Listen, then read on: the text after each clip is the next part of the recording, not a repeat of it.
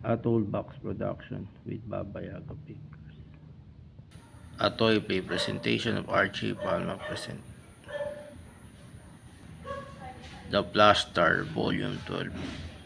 The Bloodbath Scum. Hashtag Now Play. Part 1. The Vengeance of Justice. Ang nakalagay sa sulat, planong patayin at pugutan ng ulo si Mayor Luis Aragon kung dito ba bumaba sa pwesto at mag-self-exile sa Estados Unidos. Ano ba nakalagay sa sulat na nabasa mo dun sa dating ng AD camp? Ang nakalagay sa sulat, planong patayin at pugutan ng ulo si Mayor Luis Aragon kung hindi ito bababa sa pwesto at magsa-self-exile sa Estados Unidos. At pangungunahan ng pag-aaklas ng mga dating miyembro ng Royal Navy.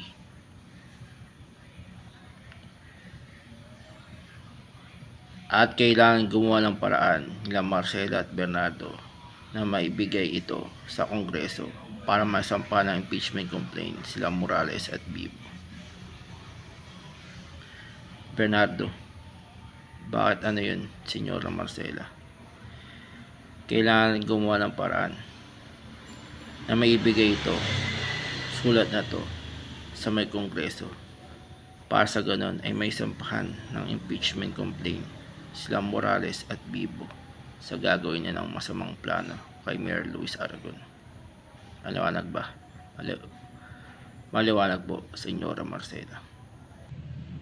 Sinamahan ni Soro si Pastor John na magsulat at tapusin ang kanyang tala-arawan sa isang liblib na isla malayo sa bayan ng San Agustin. Salamat, Soro. Bakit ano yun, Pastor John? Na sinamahan mo akong magsulat at tapusin itong tala-arawan ko dito sa isang liblib na isla malayo sa bayan natin sa San Agustin. Walang anuman yun, Pastor. At malapit nang umuwi sila Captain McKean at Sergeant Deo. Dala ang supply ng langis na binili nila mula sa Middle East para kahit paano bumaba ang presyo ng gasolina sa bayan ng San Agustin. Captain McKean, bakit na yun, Sergeant Deo? Sa wakas, malapit na rin tayong umuwi sa bayan ng San Agustin. Dala itong supply ng langis na binili natin mula sa Middle East para kahit paano bumaba ang presyo ng gasolina sa bayan natin sa San Agustin. Tama ka dyan, Captain. Sila kasi ang inatasan ni Mayor Aragon na makipag-usap sa ambassador ng Middle East tungkol dito. Tayo kasi ang inatasan ng ating mayor na si Aragon upang makipag-usap sa mga ambassador at prinsipe ng Middle East tungkol dito. At para matulungan na rin natin ulit si Soro sa pakipaglaban niya sa kasamaan. Tama ka dyan, Captain. Parehas naman, tinanggi nila Morales at Bibo ang aligasyon na nagpapatalsik sila sa pwesto kay Luis Aragon. Pero may plan B na silang binubuo para dito. At matindi kong itatanggi sa harapan ng Kongreso ang aligasyon na may plano tayong na patalsikin sa pwesto si Mayor Luis Aragon at pugutan siya ng ulo. Congressman Bibo. Ako rin naman, Vice Mayor Morales, ay maigi kong tatanggihan sa harapan ng Kongreso ang mga aligasyon na yan, kahit pa may ebidensya sila. At hindi nga natin kilala yung AD camp na sinasabi nila. Pero may plan B na tayo para dyan if mangyayari ang mga yan.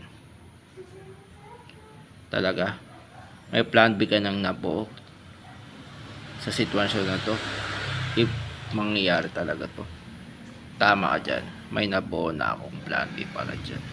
Magaling kong ano. At naikwento naman nila Deo at McQueen kay Zoro na nagkaroon ng pansamantalang ceasefire sa Middle East. Kaya nagkaroon ng konting pagbaba sa presyo ng langis. Zoro, bakit na yun, McQueen at Deo? Ikukwento lang sana namin sa'yo na nagkaroon na ng ceasefire sa pagitan ng Middle East.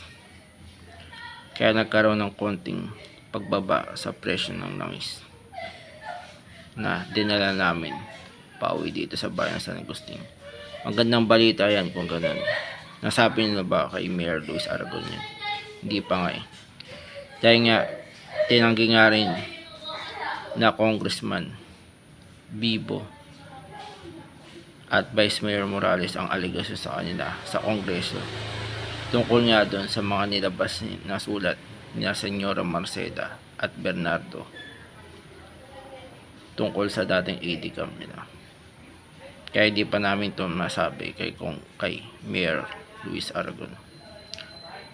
Di bali mga kaibigan, sasamahan ko na lang kayo para masabi ang mabuting balita na yan. Salamat talaga, Zoro. And to be continued, and the end is near.